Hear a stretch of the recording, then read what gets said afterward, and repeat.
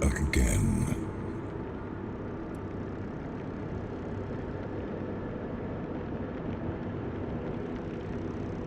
Excalibur. Wait. Is it really you? You, who come from a time beyond. Show yourself before me.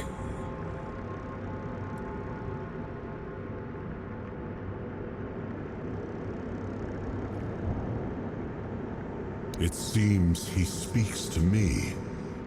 Allow me to answer him. Welcome, old friend. I can see that you know me, but I am a mere shadow of my true self. I don't remember you, Lord of the Seas. Forgive me. That's what you told me, my friend.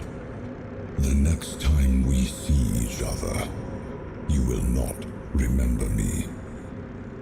But you are here now. The will and the power led you back to this place. Even in this incomplete form. Where should I look for myself? I wish to restore Avalon to its former glory, yet I don't know how. Avalon's fate has never rested upon one person alone, not even one as great as King Arthur. Yet here you are, trying again, restless and eager to take the responsibility again. I salute you, my friend. Tell me what I must do to be worthy to lead Avalon once more. I do not think I have the strength. Your path is true. Seek wholeness, and Avalon will reveal what it needs from you.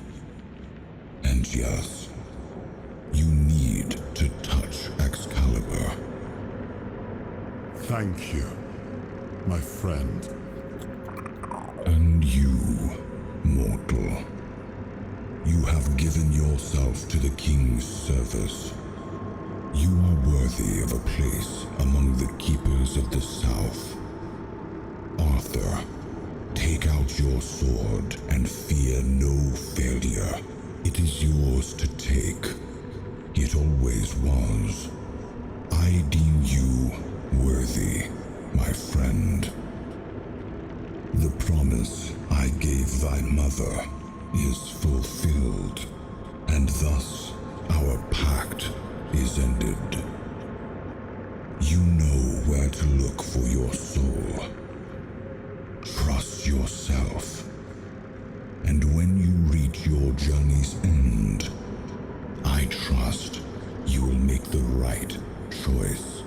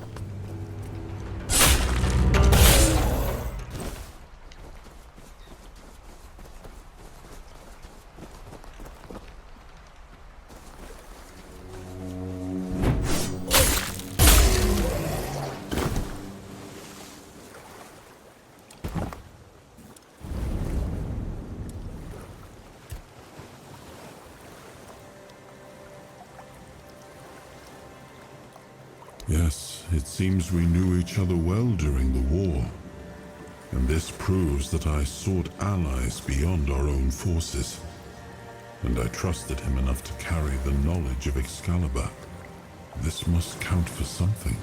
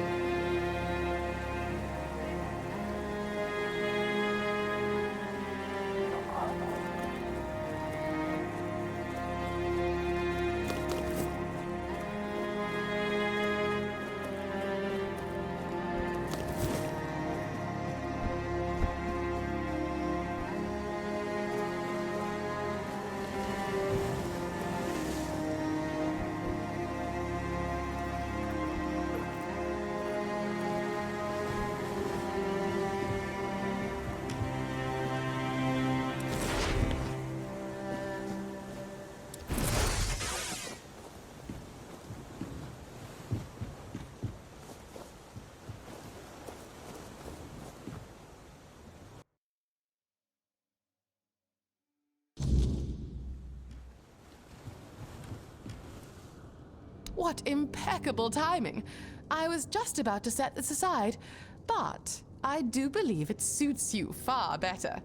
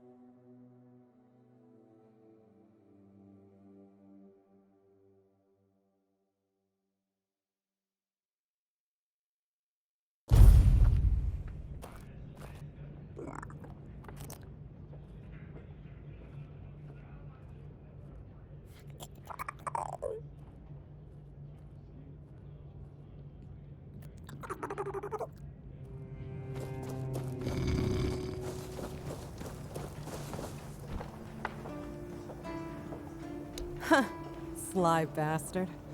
No one else could have pulled off something like that. You won't hear me complaining, that's for sure. Brandon finally broke the decades-old crust that had grown over this place. Nothing thrives in stagnation, least of all trade. Now, this place might finally get a bit livelier. Personally, I can't wait to see where this goes.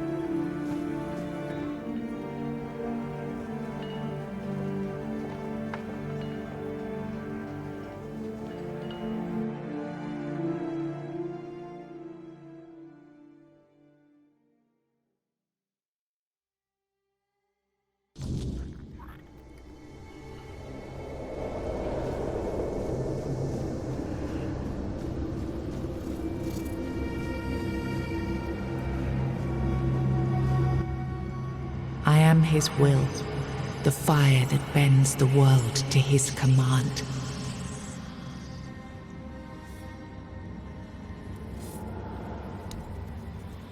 I am the blade that shapes kings and shatters tyrants.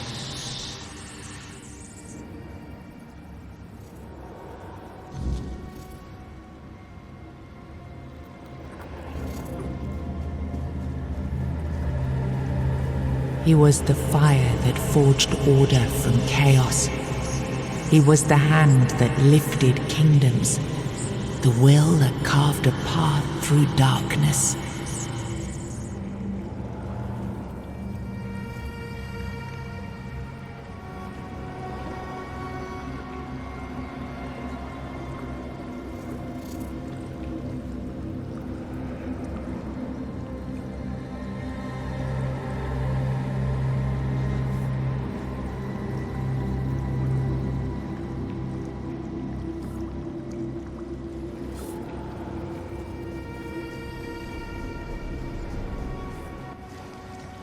Enough, Merlin. You can't keep throwing lives into this abyss.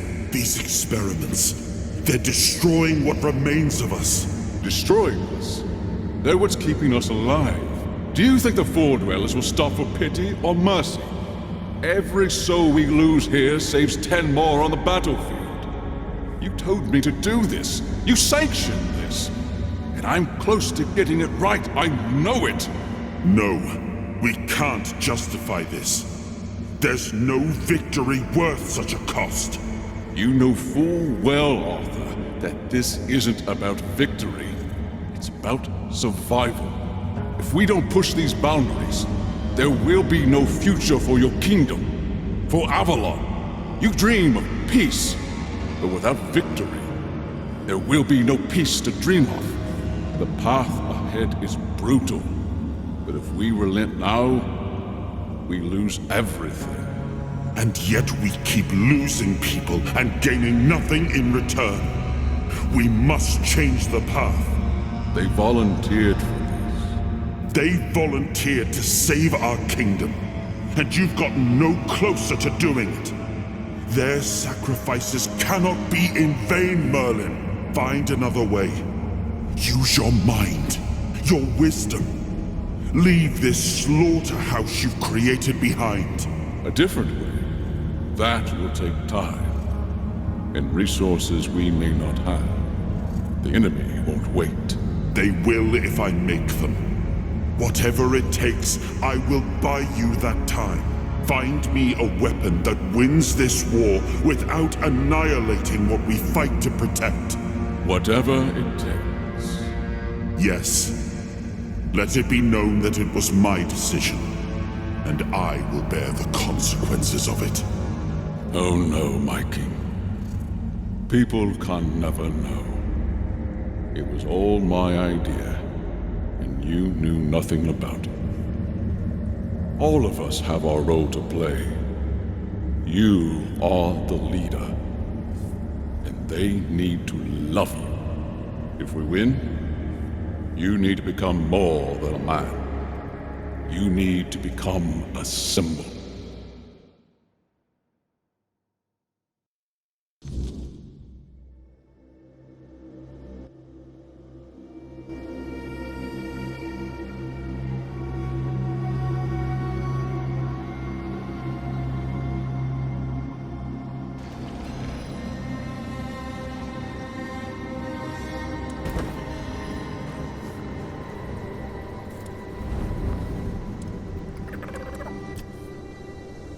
Merlin saw Avalon for what it was long before the rest of us. He told me that Tintagel wouldn't hold. Not forever. At our minds, at our very bones, until nothing human remained. But he still fought to map a way forward, to carve some sense into this land. And in the end, the land swallowed him whole anyway.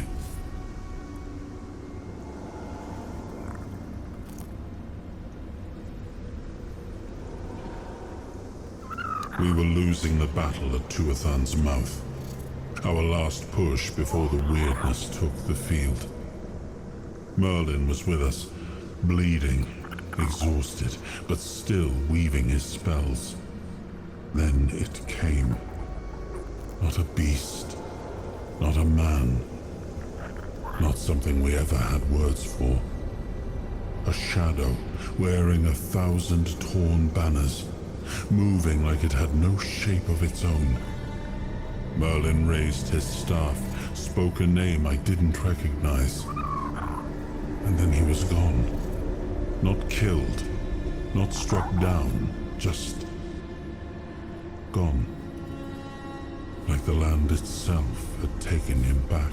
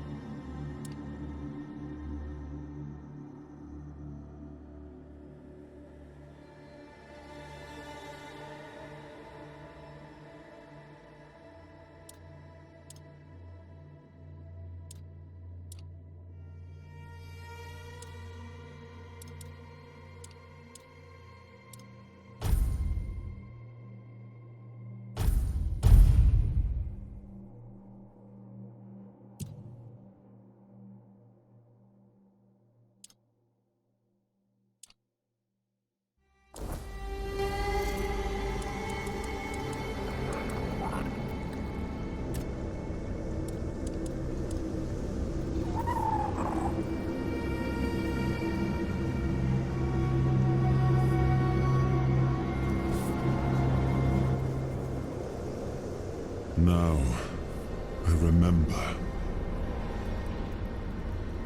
Before you judge me, it all seems so obvious now, doesn't it? The right thing to do. It wasn't back then, and you can trust me on that. We were on the brink of losing the war, and wars aren't won with wishful thinking. There was no clean path, no noble answer. Only the weight of reality pressing down on our necks. Something had to be done, or everything we fought for would have been in vain. And in the end, the ones who stepped forward, who chose to pay the price, made it possible. And their deaths gave Merlin the knowledge he needed to finish his work. To find something that could really turn the tide in our favor.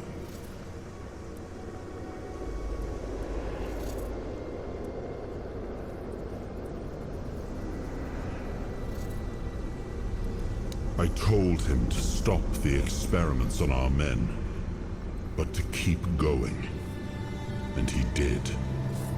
He started experimenting on the Four Dwellers, the enemy. If their bodies could be broken down, their power turned against them, wasn't that their own doing? Wasn't that fair? So he figured out how to twist the Four Dwellers' power into something we could wield. I told him to conquer the weirdness. And in the end, he did. He found a way to make me stronger. Stronger than any man had the right to be. It wasn't just magic. It was something deeper, older. A force that reshaped me. And with it, we won. The war ended. Avalon was ours. The bloodshed stopped. The banners were raised. And the kingdom stood safe. That's the question, isn't it? I keep thinking about Seawall. He was ready to pay the ultimate price for what we were fighting for. And I thought he did. I grieved him. Told myself his sacrifice had meaning, that he had given his life for Avalon. And now, after all these years, finding him like this, I told myself I carried the weight of my choices. But seeing him, I wonder if I ever truly did.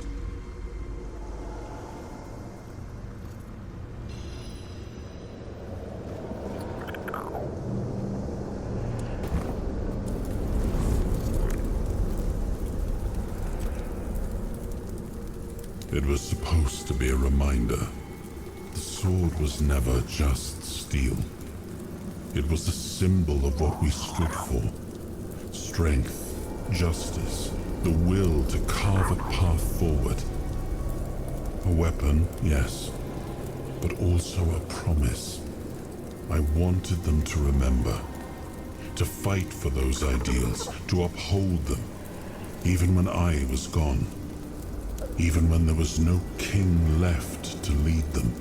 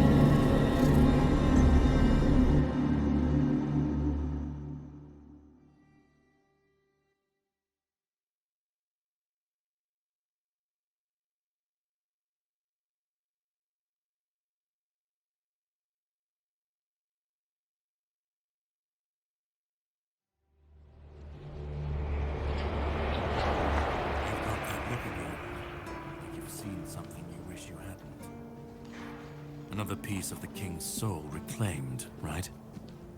What did it show you this time? Merlin. Merlin and his obsession with the weirdness. The king thought it could save us. Merlin thought it could be controlled. Together, they were willing to tear the world apart to win. I was a prototype for Merlin's latest idea, immortality. Me and Seawall, the king's loyal pawns. Used and discarded when they found a better way. When they decided to go even deeper into their madness and turn our king into a monster.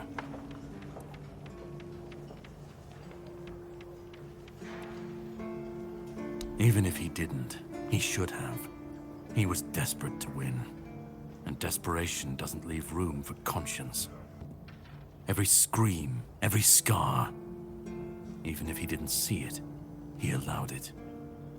That's as good as approving it.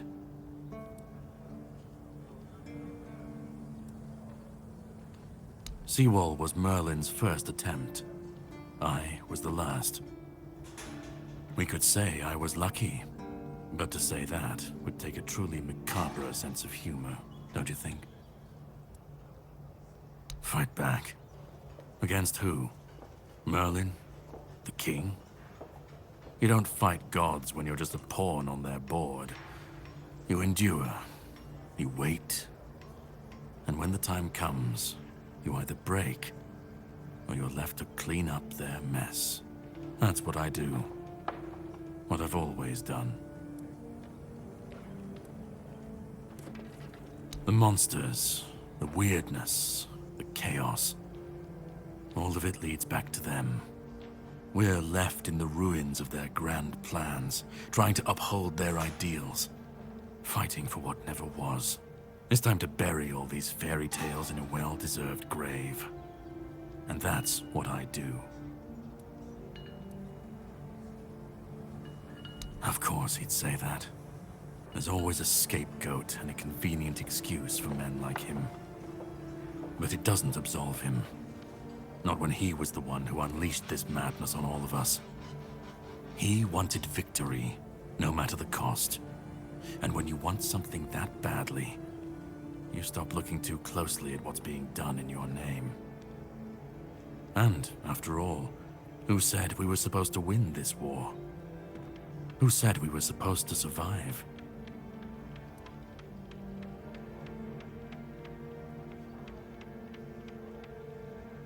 You've seen what they did, what he did. And that's not the end of the story. It's not the extent of their sins. Find the pieces of his soul. Put him back together, if that's what it takes. And then we, or I alone, if you decide to defy me, can end the cycle. Either way, we will get to his resurrection. I've seen it too many times to believe the cycle will be broken before it happens. But know this, once he's whole, Arthur's power, his mistakes, and his madness will all return. And when that moment comes, I'll be there. Whether to stand with you, or step over you. The choice is yours. Just remember that when that happens, and you stand by his side, there won't be room for both of you.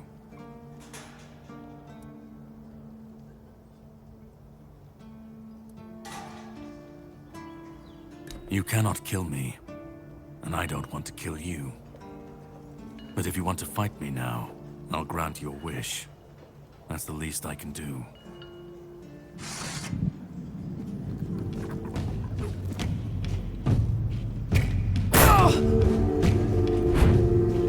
Impressive hit, but it'll take more to defeat me. Impressive hit, but it'll take more to defeat me.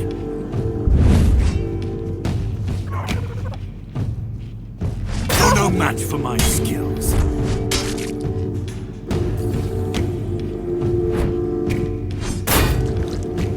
Impressive hit, but it'll take more to defeat me.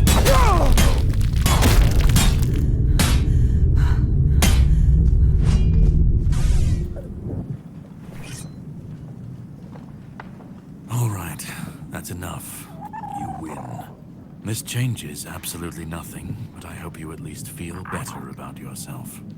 If you want the next piece, head to Kunacht. The Menhir there is failing, and the weirdness is swallowing what's left of the village. You will need to find another artifact. The shield that was given to Palamedes by the king. He was one of the king's finest, a voice of reason amidst the madness. But it didn't save him or his legacy from what they had coming. Find the shield, and then, well, we will meet again. We'll see if your perspective changes.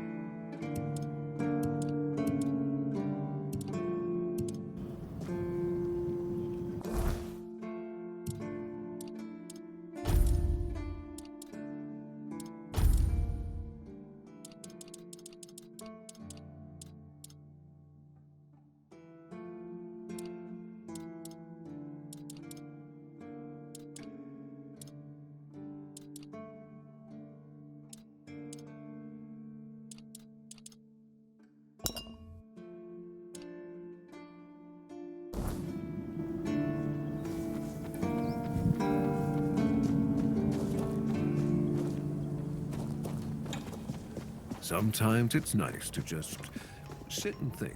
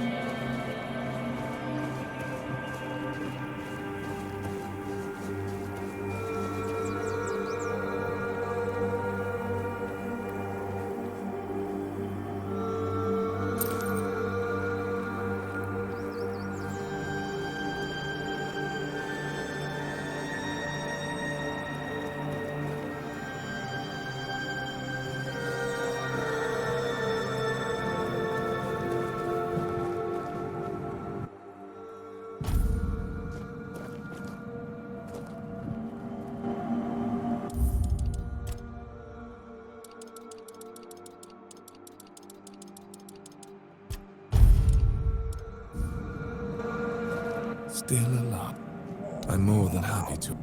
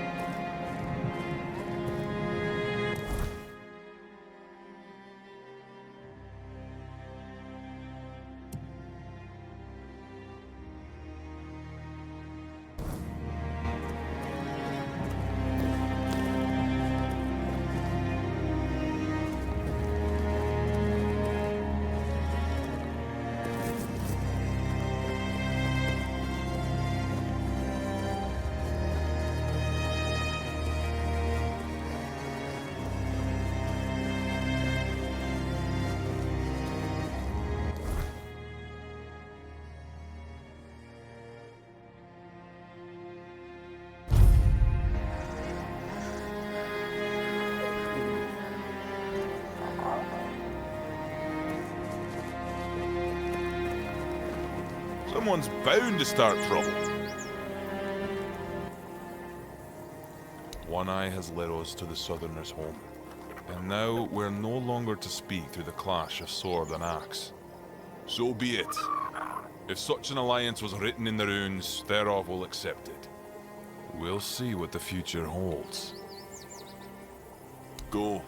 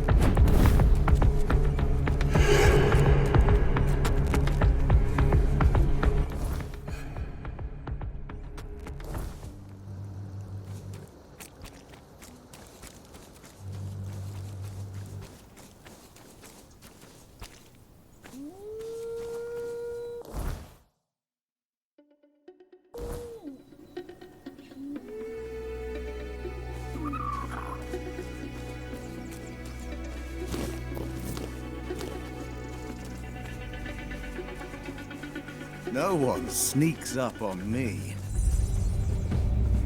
I'll teach you to respect me.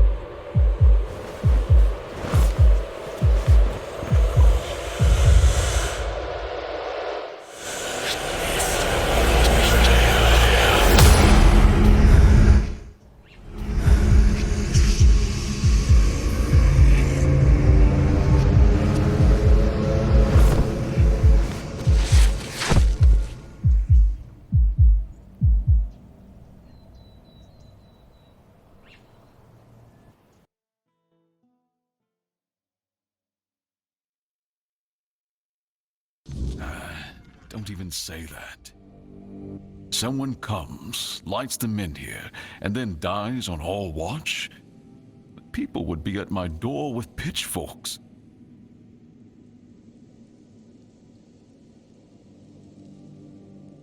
She's waking up. Welcome back to the land of the living, our hero.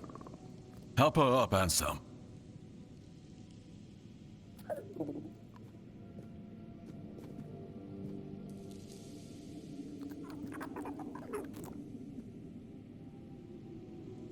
Welcome to my home. Quite a scene unfolded at the Menhir, with you at the heart of it.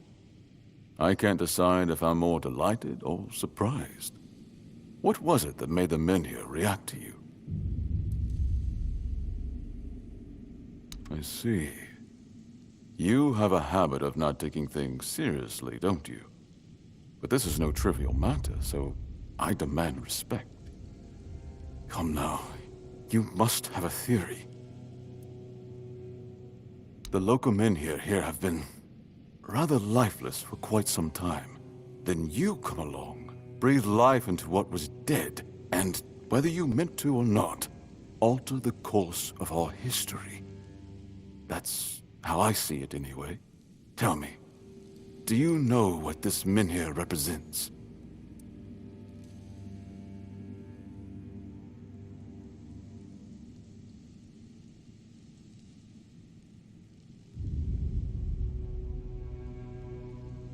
So they say. The Menhirs were raised by Merlin to ward off the ancient mists that burst monsters beyond human comprehension. But none of this matters in our current situation. Here, the Menhir represents something more. For some, it's a symbol of freedom and independence. Strength, if you will. It shows that the people of Quarnoct, my subjects, can face any challenge, even at the world's end. And for others, like our guest from Camelot, whom I'm sure you've seen, it's a symbol of power. Power once granted by King Arthur, and therefore by Camelot. And power that has been granted can be taken away.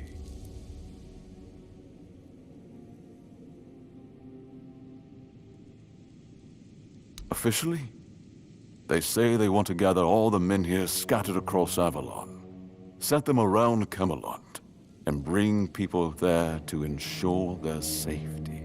That is, if they can figure out how to restore the power of the Menhirs. I don't think we know each other well enough to speak on unofficial terms. I'm well aware. And now we're also facing an outbreak of the Red Death, which will no doubt influence Camelot's decision on whether to offer my people shelter. But with the Menhir reignited, the people of Quarnoct will be even less willing to give up and go to Camelot. If anything, I expect rebellion to break out. And bloodshed is something neither we nor the capital want. I don't know, to be honest. It's not something I could admit publicly, but I feel both sides have a point. I understand the people who don't want to abandon their homeland, and I understand the knights who must face a long-lost terror and find a solution to an impossible problem. Believe me, being a lord in times like these is a heavy burden.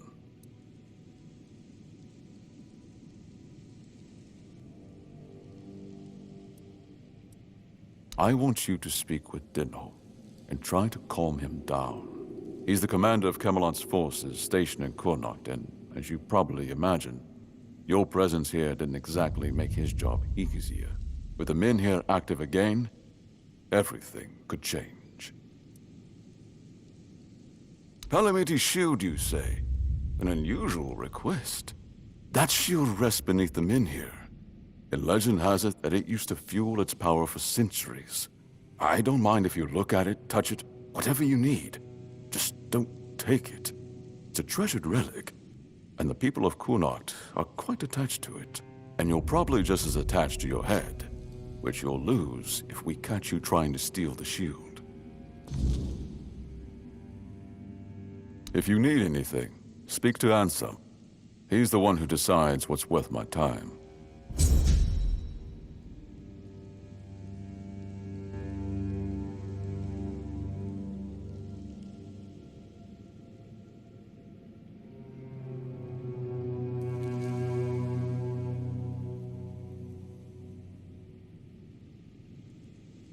What is it?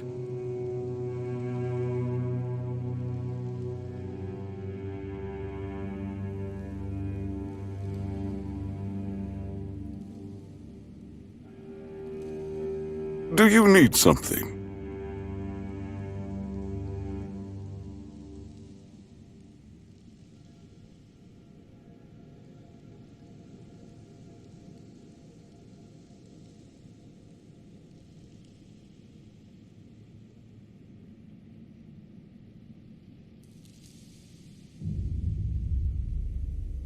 I wasn't expecting company.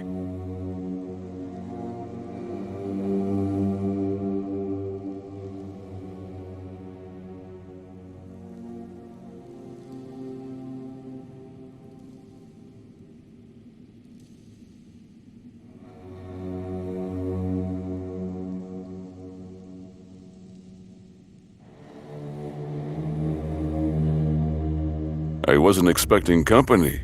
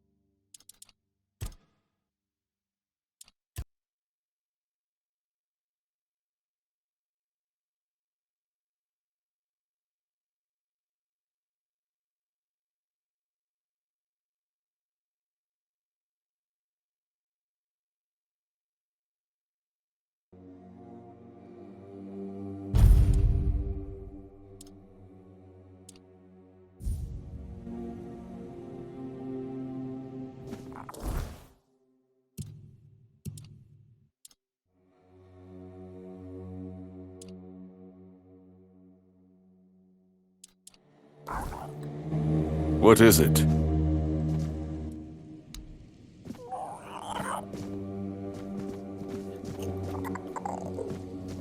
Just keep your head down.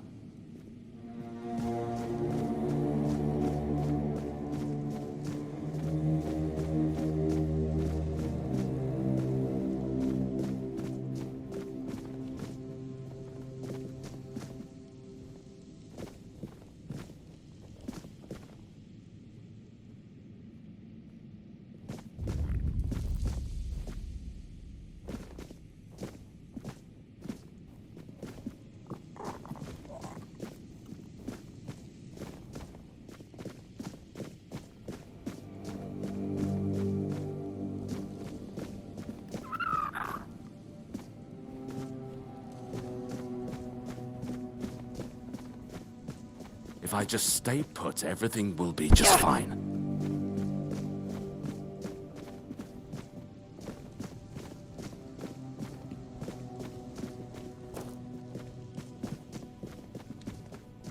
You startled me.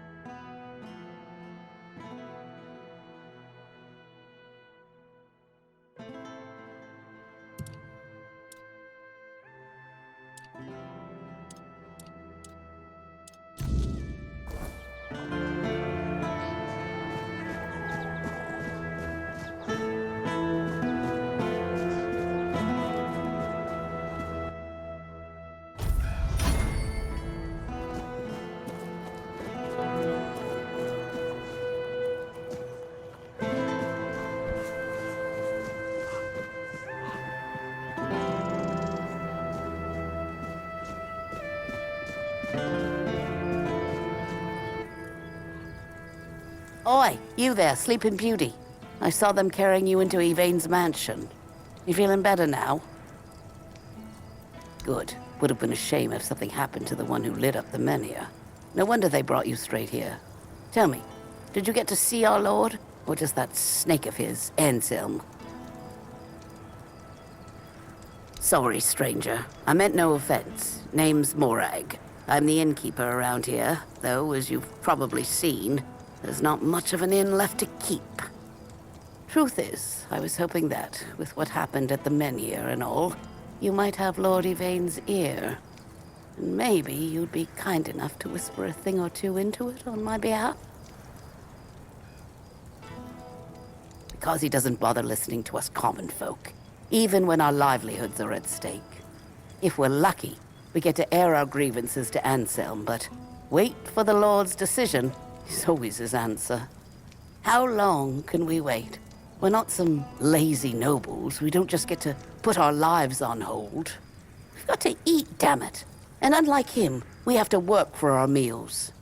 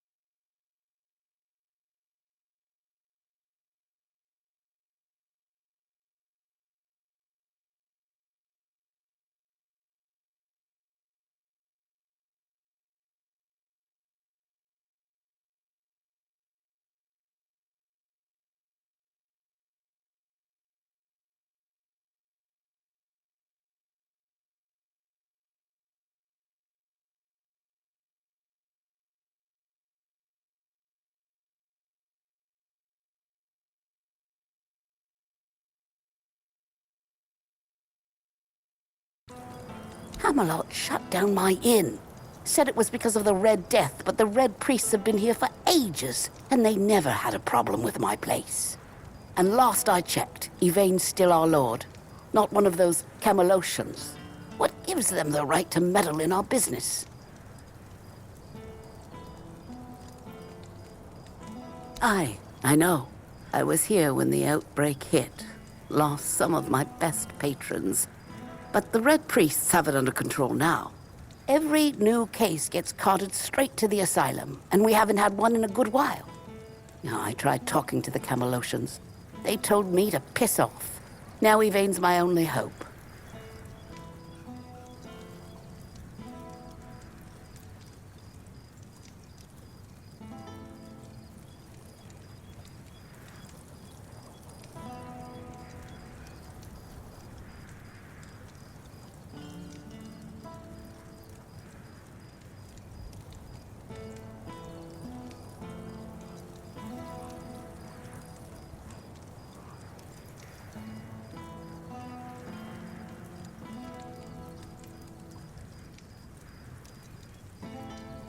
I thank you, stranger. All I want is a straight answer. The least he could do is make Camelot pay me some kind of compensation. Damn bastards come in here acting like they own all of Connacht. I'll wait here for you.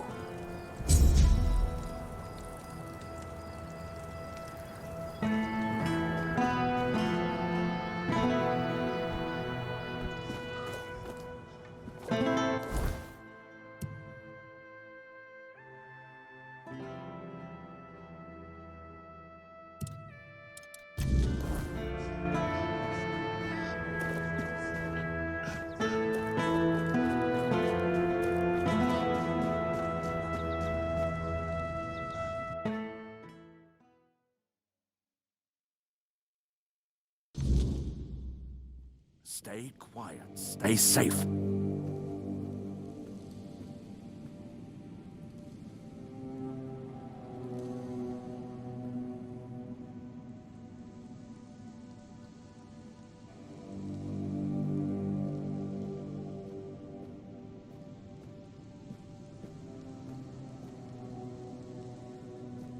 The less attention, the better.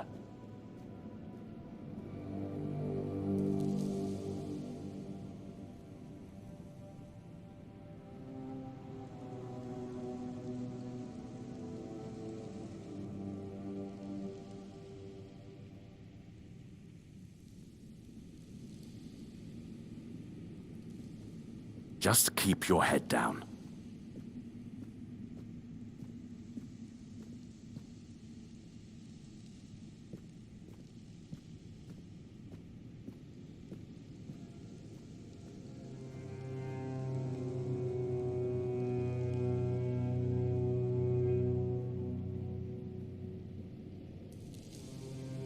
I should stay out of trouble.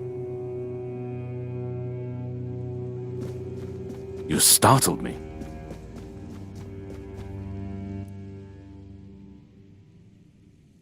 I know. I already asked Anselm to tell her to wait. But Morag's a stubborn one.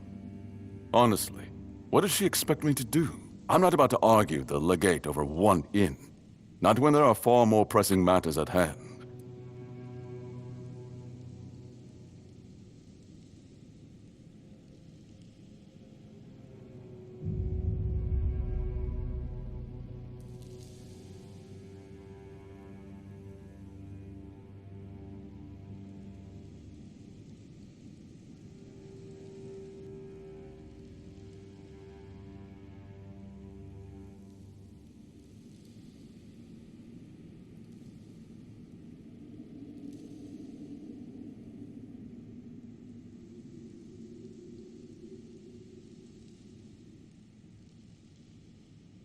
I don't doubt that. But Connacht is in a precarious position.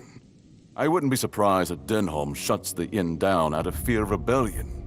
And I'm hardly in a position to challenge his decision. We all have to endure these inconveniences a little longer.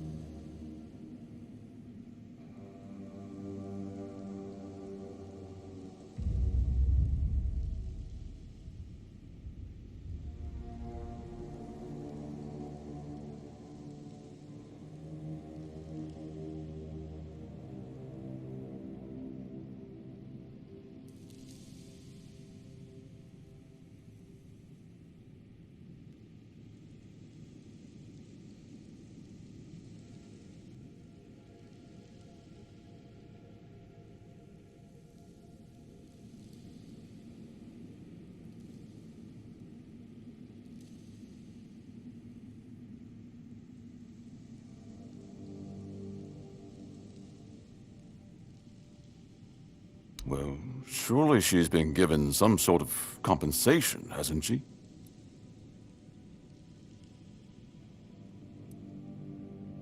Oh, that is unfortunate.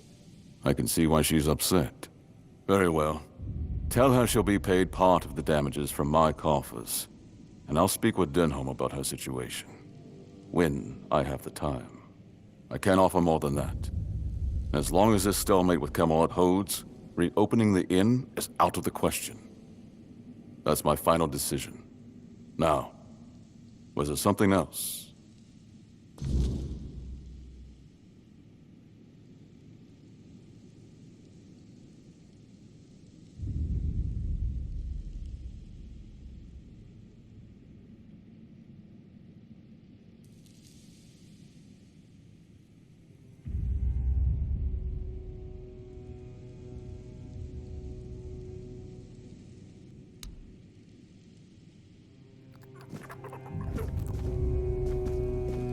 I should stay out of trouble.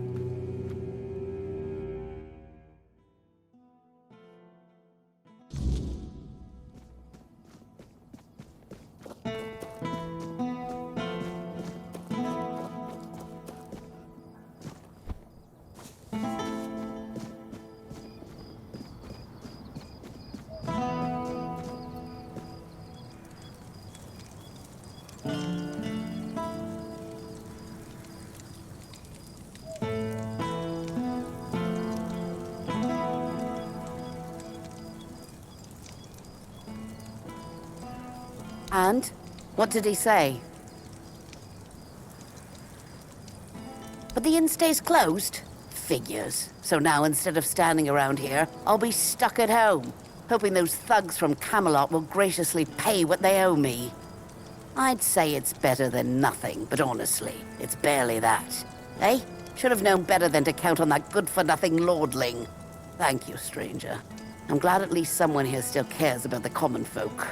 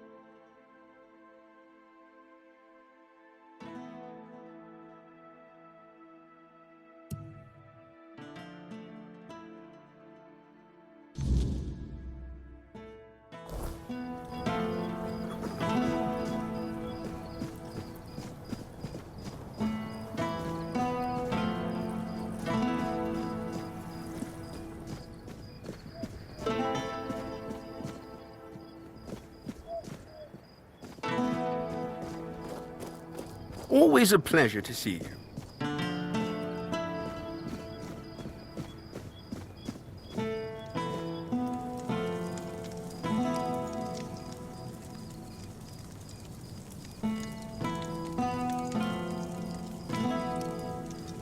Always a pleasure to... How can I help?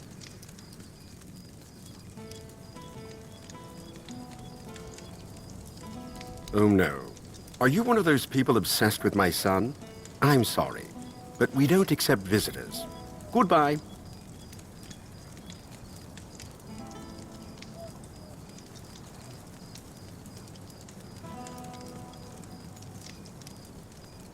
I'm sorry, but I don't share any information about Arden. I'd appreciate it if you left him alone. Dangerous? Those almanacs he writes about armor? Are we talking about the same books?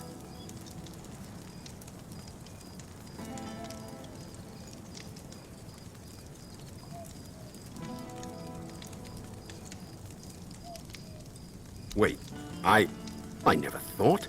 I mean, I knew Arden's books were out there, but I always figured they were just collecting dust in some forgotten corner. Who in their right mind would use those to make actual armor?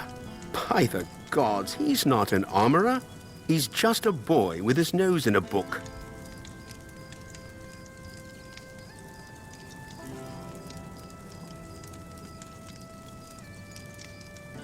Now that you say it, I suppose I should have known. When those merchants from Timberwall came asking for more of Arden's work, I should have realized something was off. They weren't just interested in making a few copies.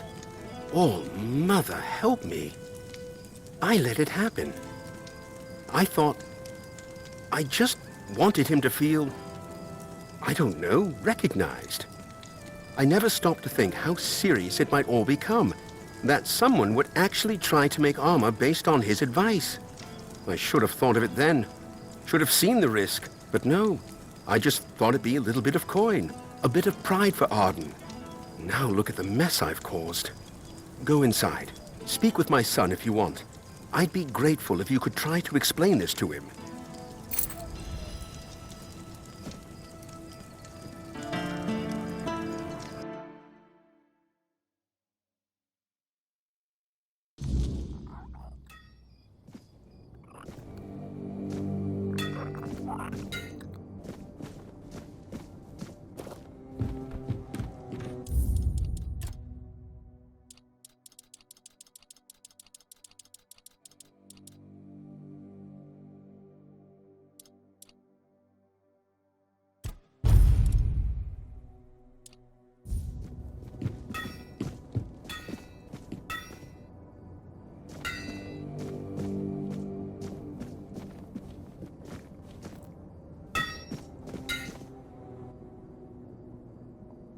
My father let you in? He never lets anyone through. I don't get visitors. Ever. You must be important. What could you possibly want with me?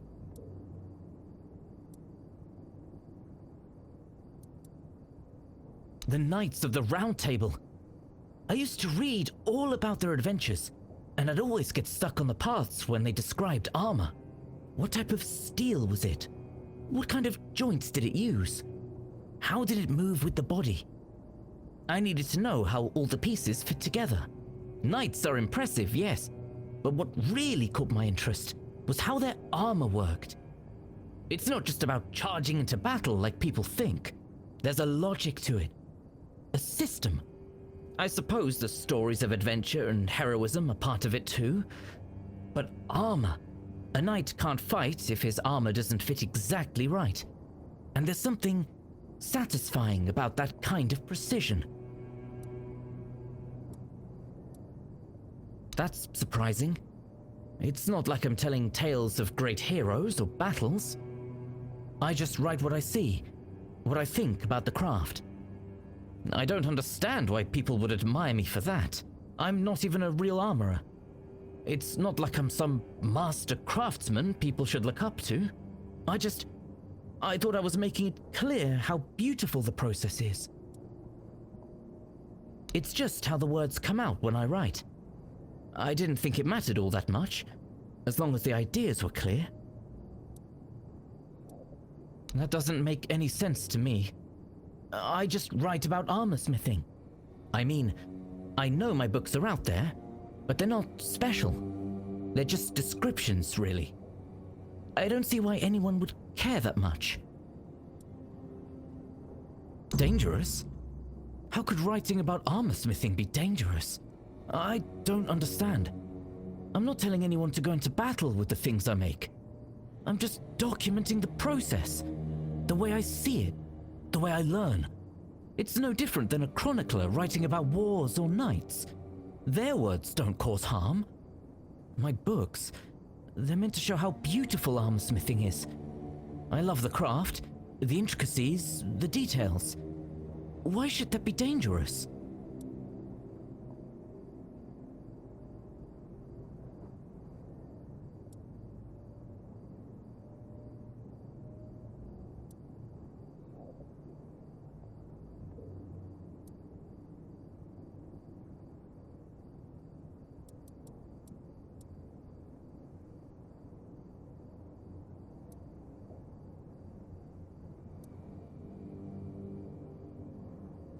But that doesn't make sense. Why would they trust me more than actual armorers? I'm just someone who loves writing about the craft. Why would anyone take my words over the words of someone who's been working metal their whole life? I thought they'd see it for what it is. Just the way I understand things. It's not meant to replace real experience. I'm perplexed. How could anyone think that?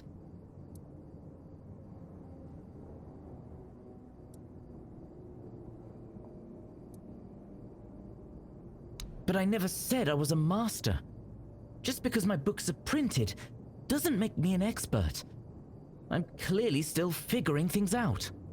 It doesn't make sense to put so much faith in someone who's still learning. They should know better. I hear what you say, but it doesn't seem fair. I didn't want any of this. I didn't ask for people to treat my books like they're the law. I just wanted to share my ideas. If I stop now, then what was the point of everything I've done?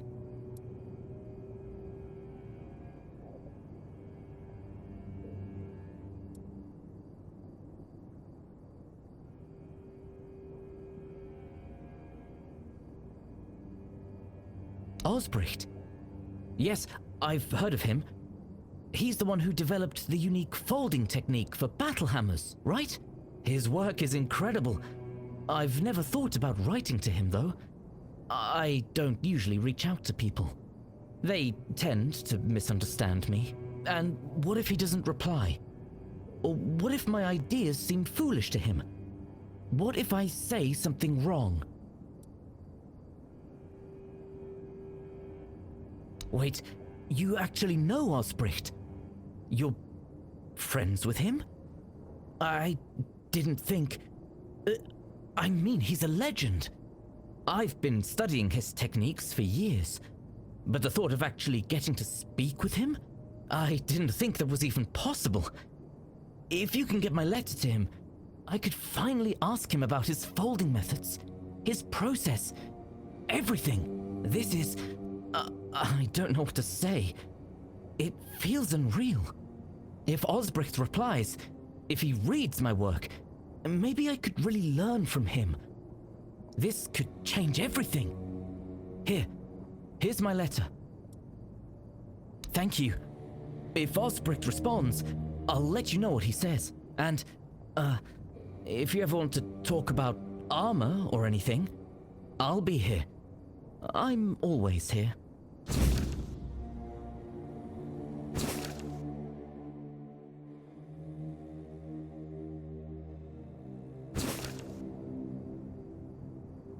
A well-made plate armor shouldn't restrict the wearer's movement.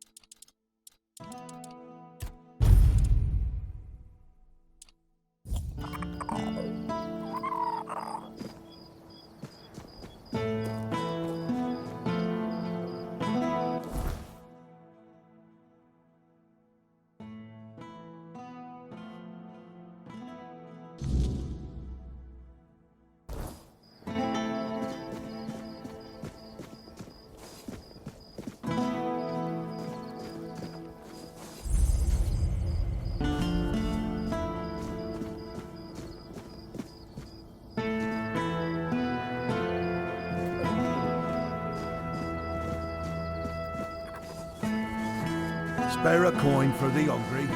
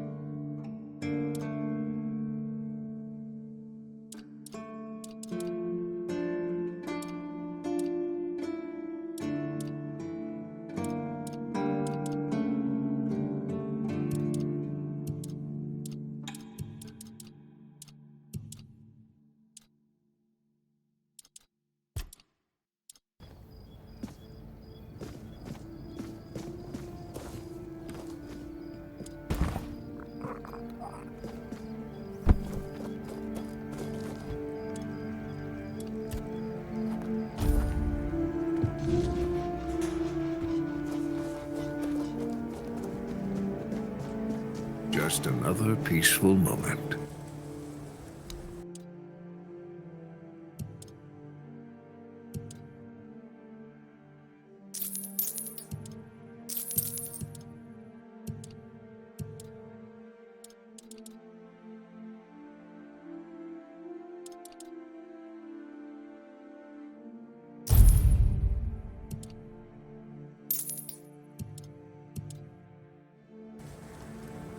Oh, well, that changes things. I still think he shouldn't be writing about something as serious as armor smithing, but if he's just a kid, I guess I can cut him some slack. A letter? Yeah, fine. Give it to me. I'll read it. On it. Well, damn it. That kid seems really nice. I'll write back to him. I'll reply to all his letters. I feel foolish for ever wishing him ill. He's just a young guy fascinated by the craft. If I'd heard my teenage self rambling about blacksmithing, I'd smack myself over the head with a hammer. Thank you for finding him. Who knows? Maybe in a few years he'll grow into a really promising apprentice.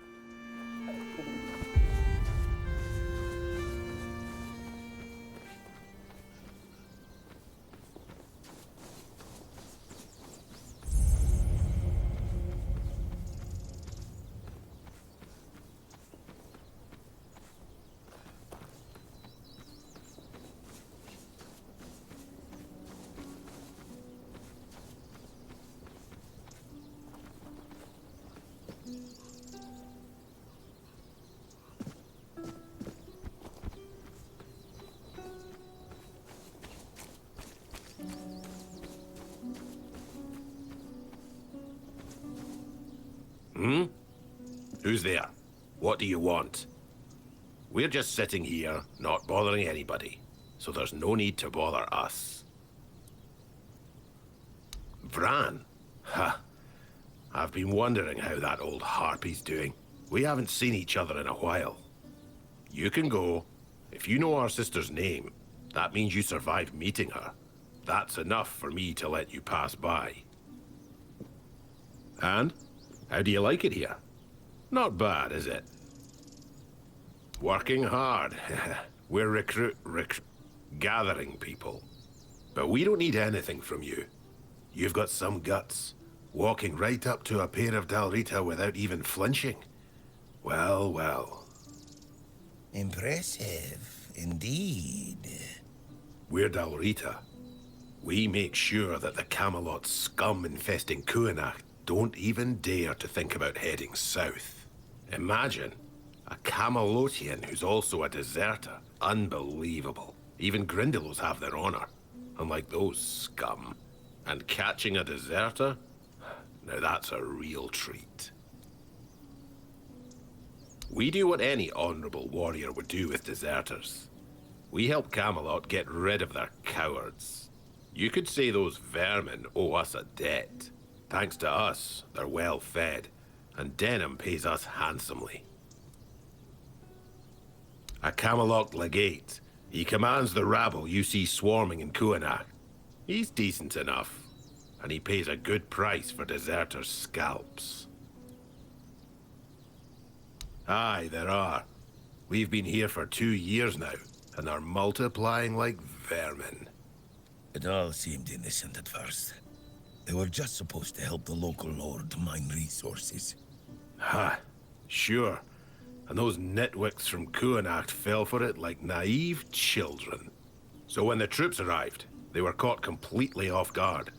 The Red Priests came along with the troops, and then, out of nowhere, the Red Death resurfaced. Even now, as the Camelotians aim to take the Menhir, the village is torn. Some want to go to Camelot, others want to stay. It's a complete mess in there, Mathair help me. She won't. The goddess doesn't like people like us. Shut your mouth. You're flapping your gums like a wench in a brothel. Anything else? Or will you be on your way? Good hunting.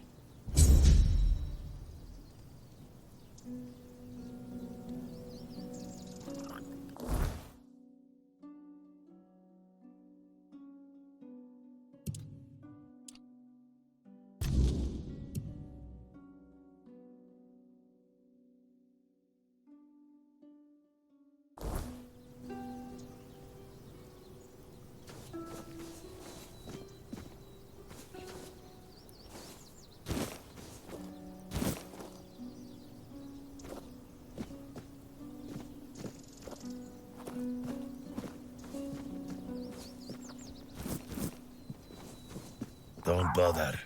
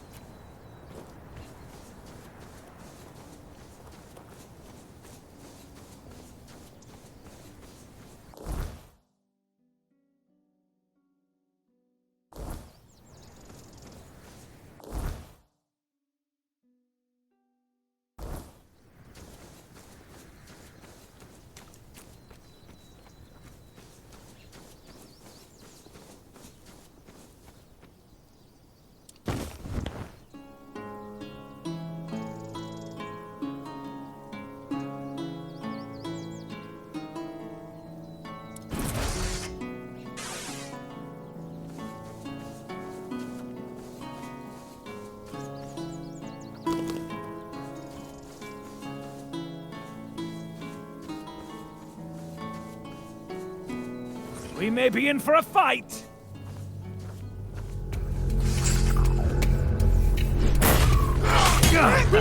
I've had worse.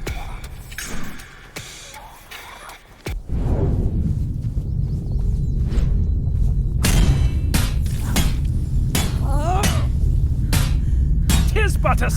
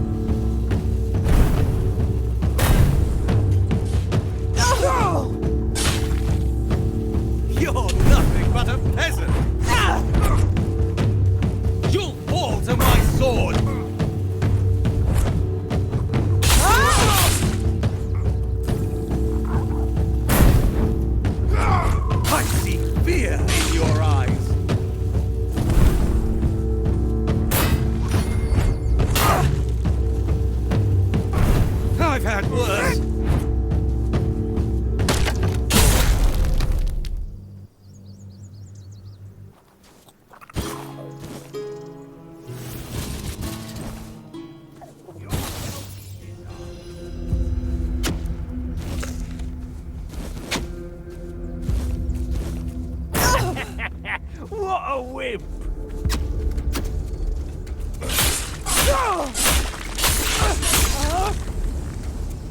Your money or your life?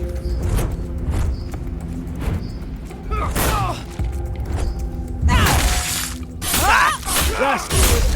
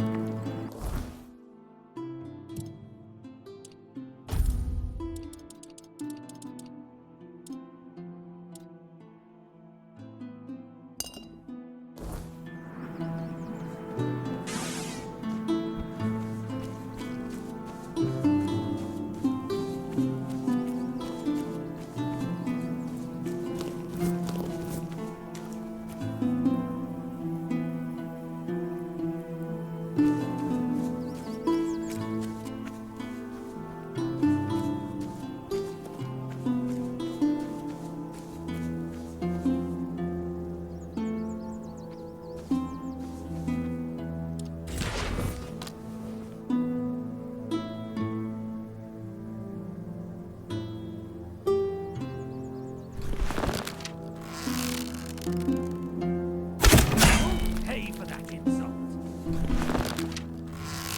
Your armor won't save you.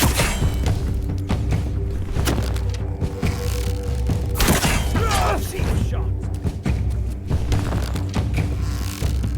You'll pay for that insult. I will be your downfall. Back to your hovel, coward. You'll pay for that insult. Your armor won't save you.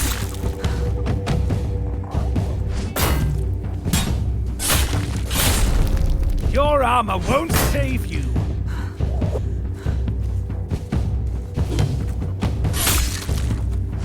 Your armor won't save you.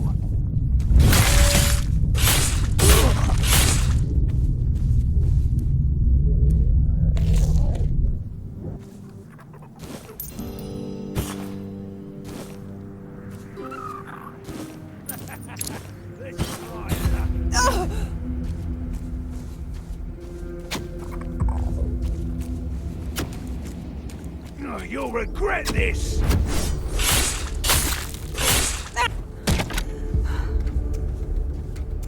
We'll make short work of you!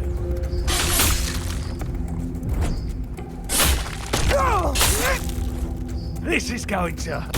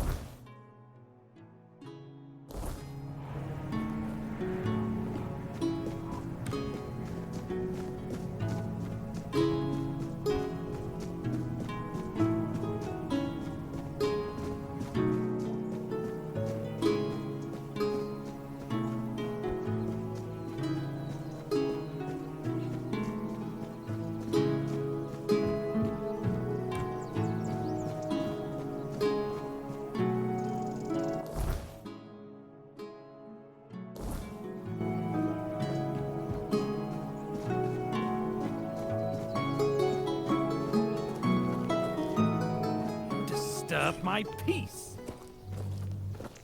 Remain vigilant. You're nothing but a peasant!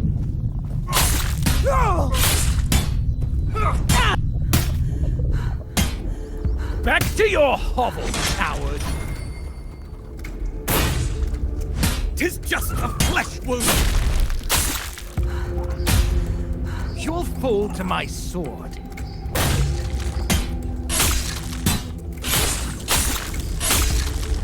I'll strike you down!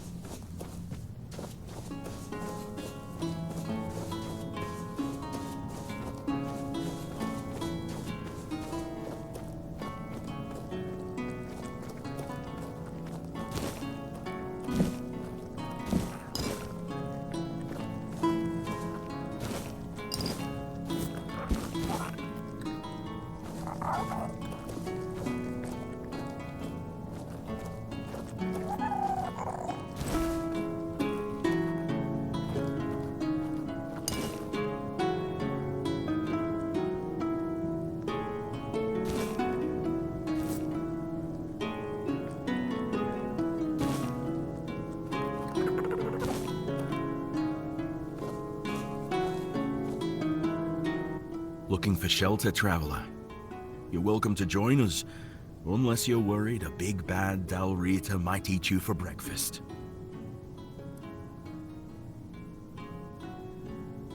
No, not every Dalrita you meet outside the Forlorn Swords follows that runt. They've always kept peace with the people of Kunacht. Yvain still honors the old treaties. But with those Camelot dogs milling about, it's not as safe here for us as it once was.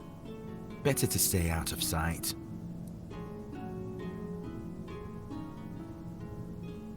Oh, you've met all of us, have you? They're a friendly Dalrida, just like they're a non-reader who aren't so small-minded.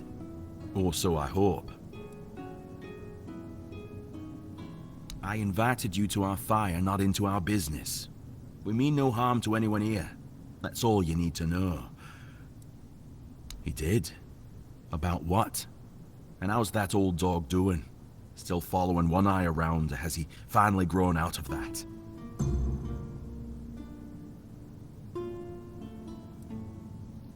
You? Did he get hit in the head with his own hammer? He'd be the last one to let an outsider even think about joining us. Unless you've impressed him somehow. Sir, go on. What did you do?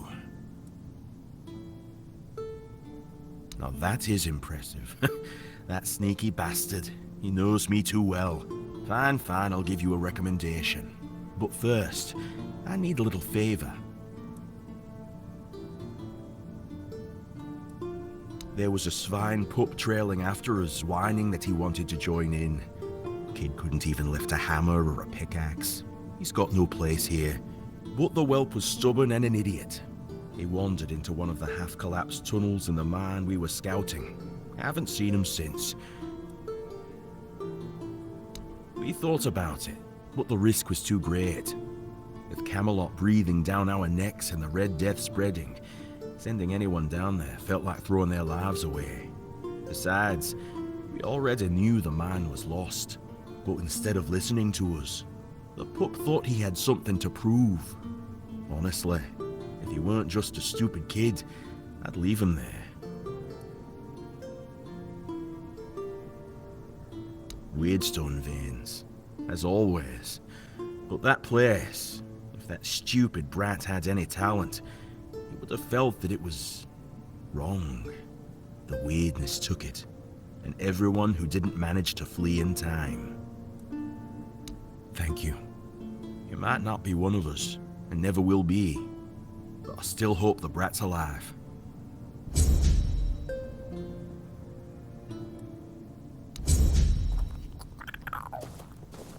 All right, then. If Kvar gave his word, I've got no reason to doubt it. So, hello there. I am Ukko, from the Ulfa tribe. If you want to trade, just shout. We all belong to the Stone Warden Brotherhood here. Ugwe was with us once, but he left to join One Eye. Aye, he always struck first and asked questions later. That's his charm. But I was surprised that he joined One Eye. Our commander Darvan never supported the rebellion. He says the Stone Warden should act with reason and strength of will. I believe that too. I don't know why Ugwe left. Sometimes I miss him. We grew up like brothers, even if we were only cousins. Old Watchtower. Used to be empty. Then some right nasty bugger moved in. An ogre. Big. Loud. With teeth that can chew through stone. And I mean that literally. Saw him from a distance, munching on weird stone. Probably what made him howl and run about like that. If I were you, I'd keep well away. No trouble. No point risking your ass for nothing. Best wait until he drops dead on his own. He will drop dead from all that weird stone one day, right?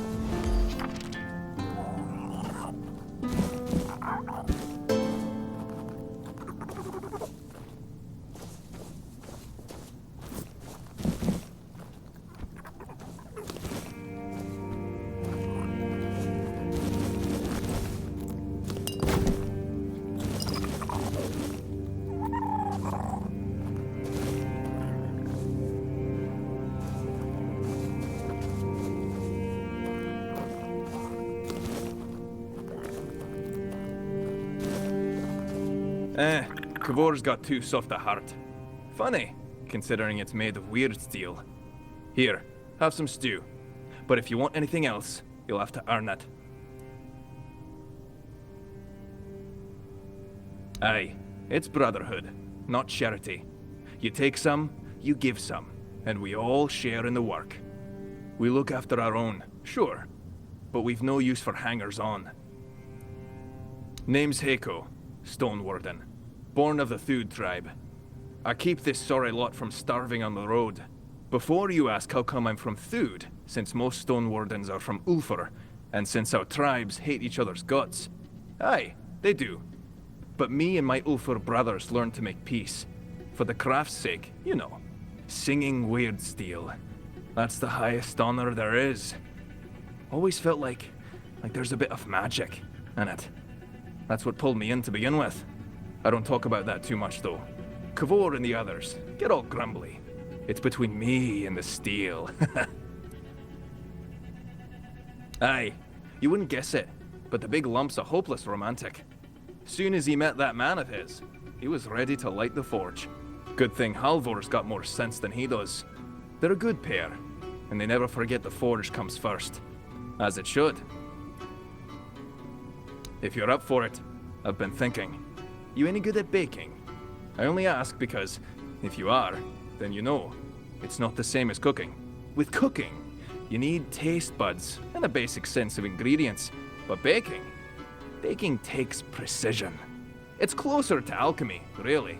And since I can't exactly dabble in alchemy, I stick with baking. Cooking and baking are noble crafts, harmless enough not to make the forge jealous. But alchemy, that's a different beast. It takes focus, sometimes full-on devotion. And the forge, well, she doesn't like to share. Good thing to keep in mind, if you're ever thinking about serious smithing.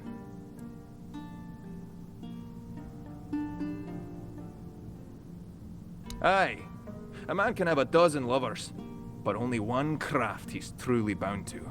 Try forging with your head full of some other work, and she'll burn you for it. No question. Aye, I'm getting there.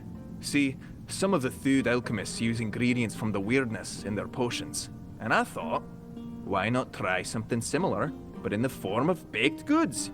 Maybe if we sprinkle the weirdness into food, it'll help us build up a resistance to the fog.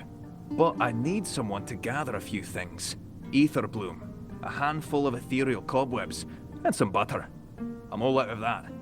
Got plenty of flour, though. Ah, so you know it. Yes, it can be smoked, sure. But when eaten, it might work a bit differently. Stronger, maybe. We'll find out. Everything needs testing, doesn't it? The icing. Perfect. I'll even let you have a taste of the first batch. Now, do you need anything else? I need to keep an eye on the stew. Do you have them?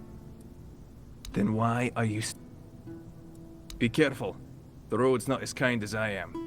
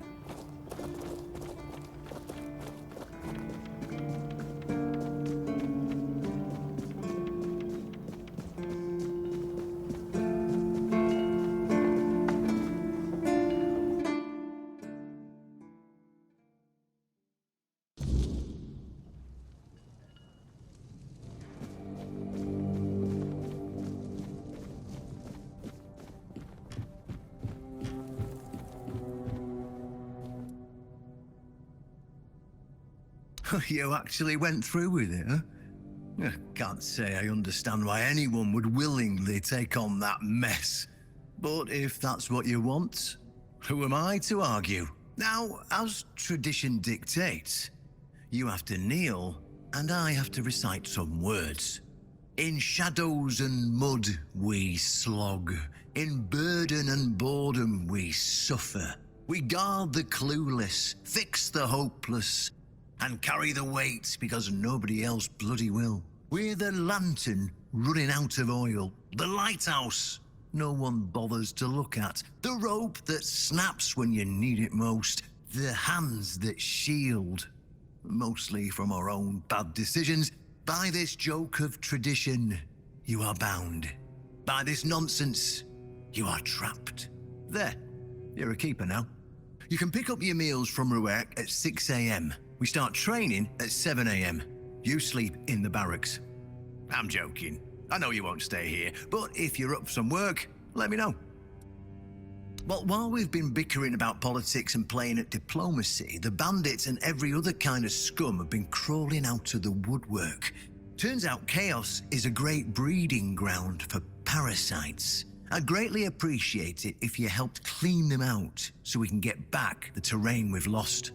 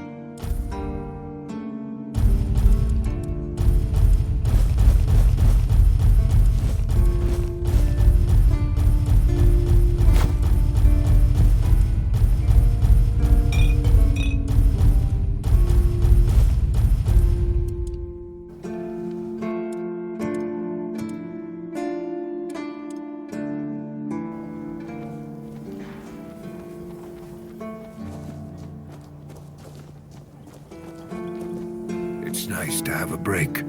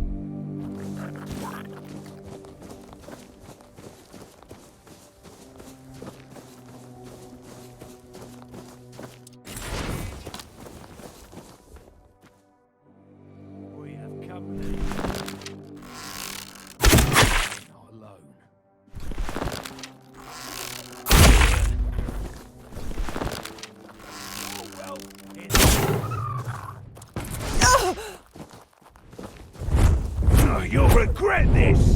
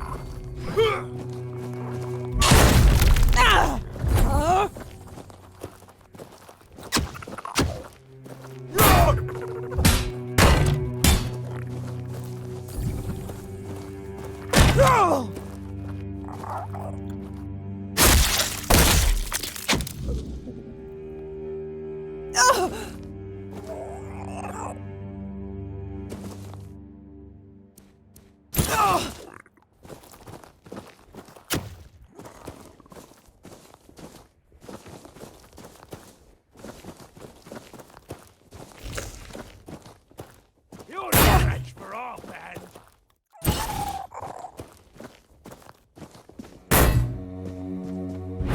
You're no match for our band. We'll make short work.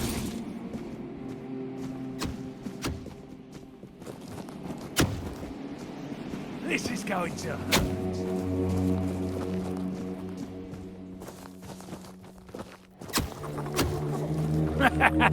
This is my lucky day.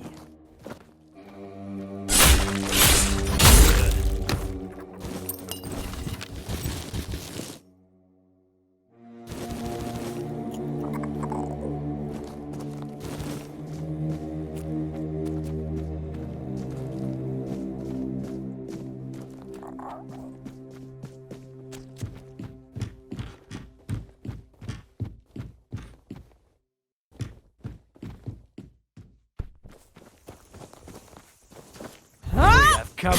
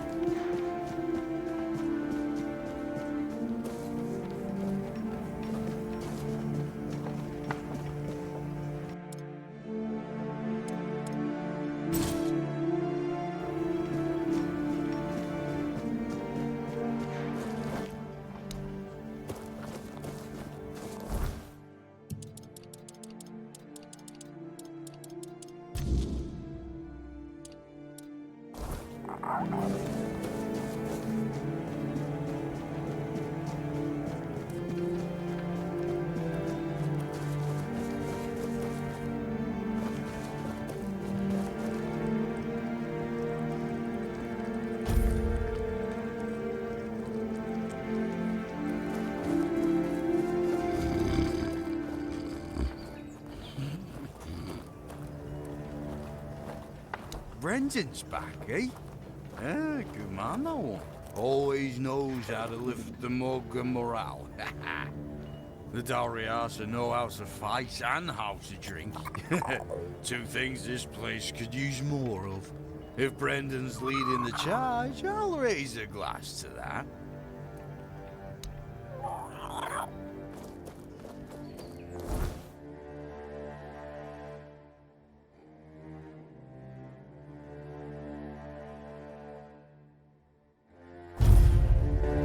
What's that noise?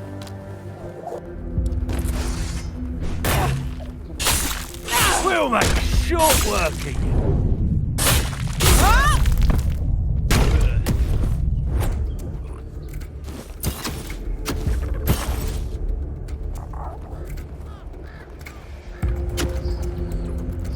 You made a big mistake.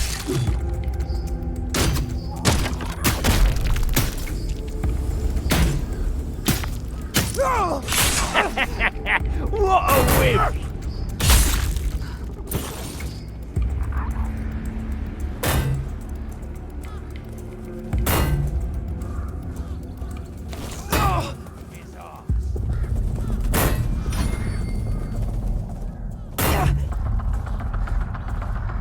You'll regret this!